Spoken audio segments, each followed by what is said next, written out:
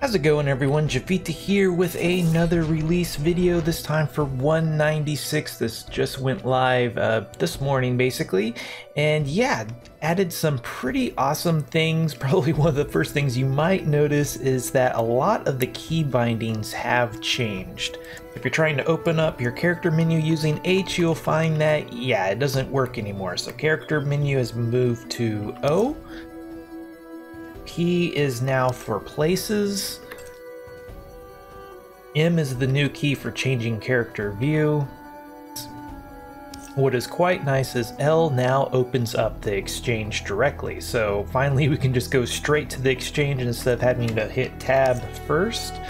That is quite nice. And then also there is a new key binding to Z by default that will holster your items. So that is pretty awesome, especially for taking screenshots quickly. You can just hit Z to empty your hands. And then actually now F10 is the button to hide the user interface if you want a nice clean screenshots. Sadly, holster items is not yet available in the control settings, so if you've already used Z for something else, you'll need to reset your controls to default to switch it back and then adjust your key bindings accordingly. So, holstering functionality is still available by holding down Q and then clicking either mouse button to empty the corresponding hand. There's also been a number of changes to existing planets, so now if you look at your worlds, any planet that has gems is now a fierce world, whereas any moon without gems is an inhospitable, lush world.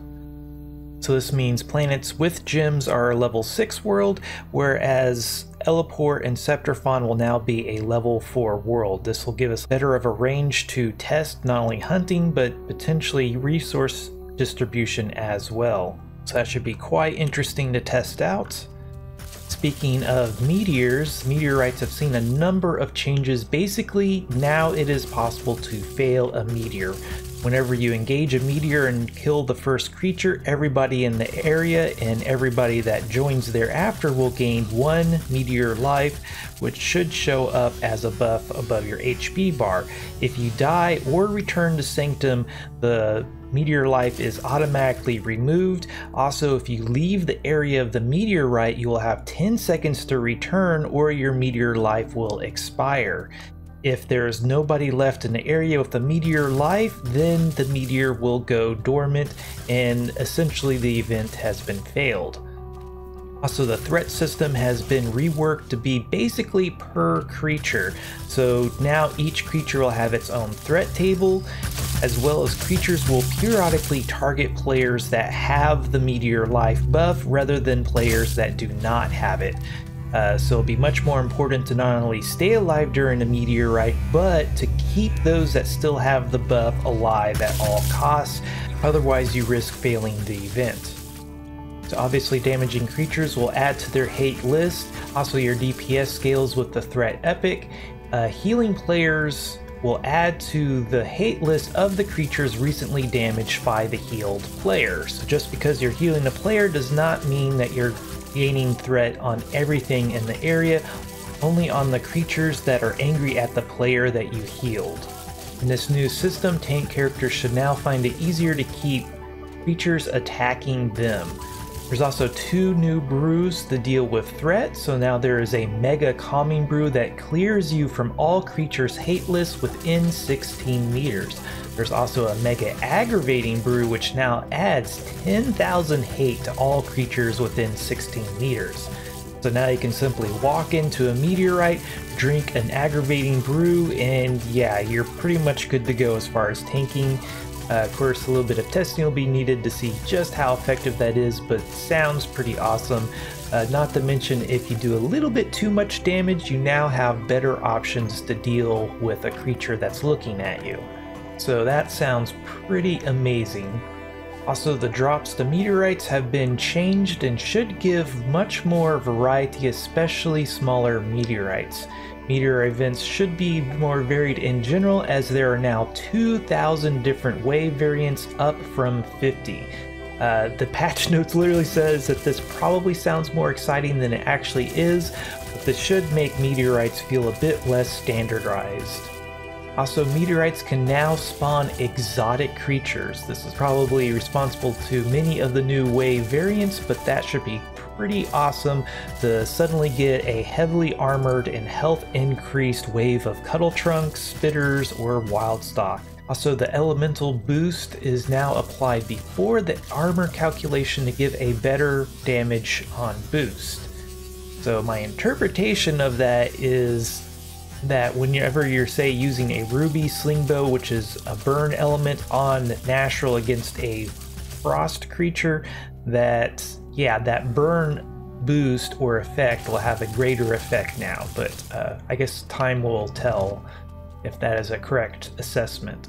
A good thing to note is that when the meteorite is completed, then all players get the full reward, so it gives a much added incentive to, even if you lose your meteorite life, to continue fighting and try to keep the players that do have meteorite lives alive, to ensure that you still get loot. So that is pretty awesome that, you don't like miss out or anything just because you slip up and do die.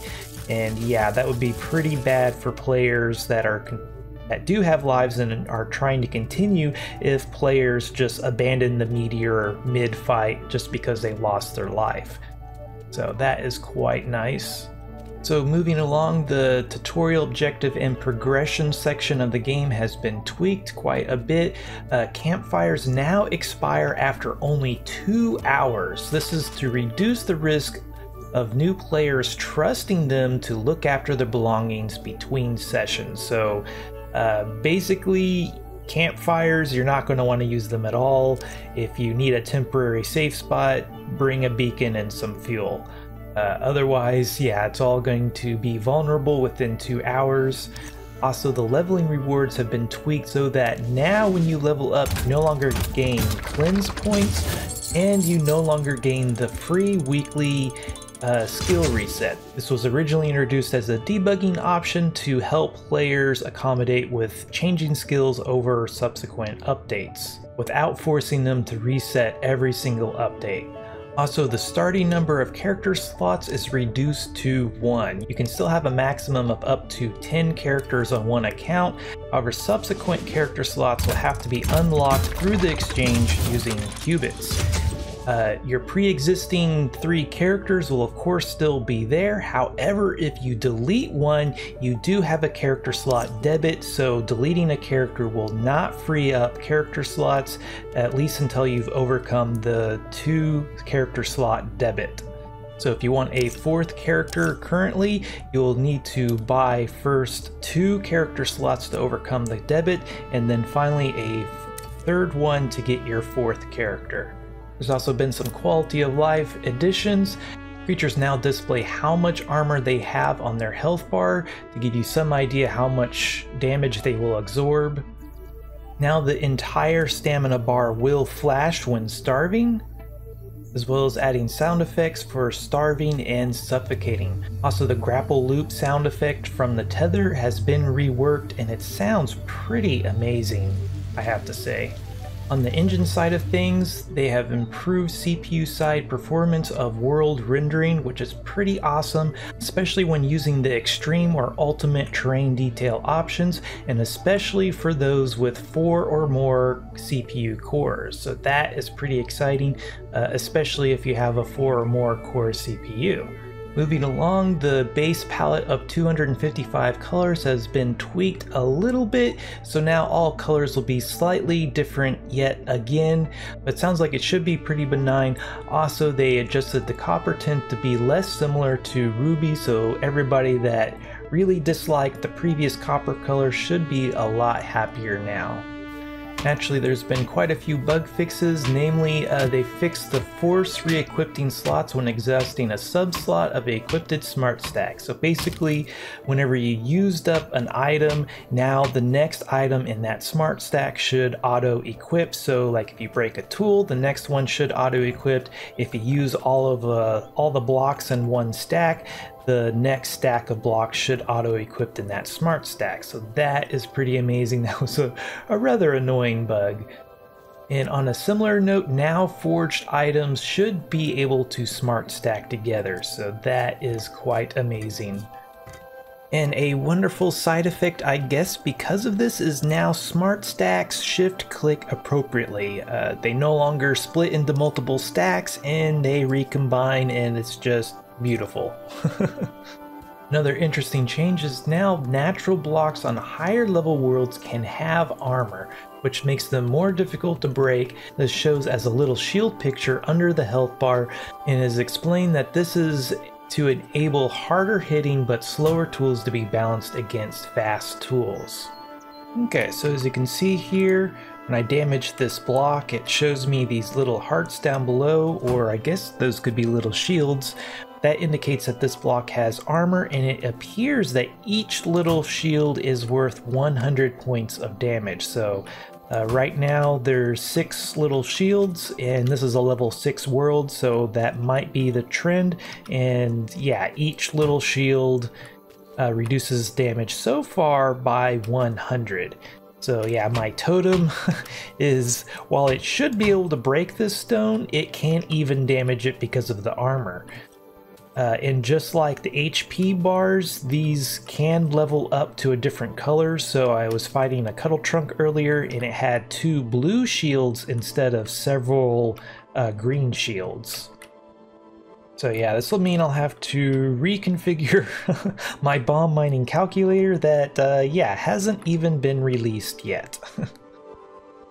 Okay, well I think that sums up the changes in 196 quite nicely. This was Javita. Thanks for watching. If you liked this video, be sure to hit that like button, subscribe if you want to see more like this, and if there's anything you didn't like, please let me know down below. Also, if you like my channel, want to get cool perks, check out my Patreon page. Until next time, peace.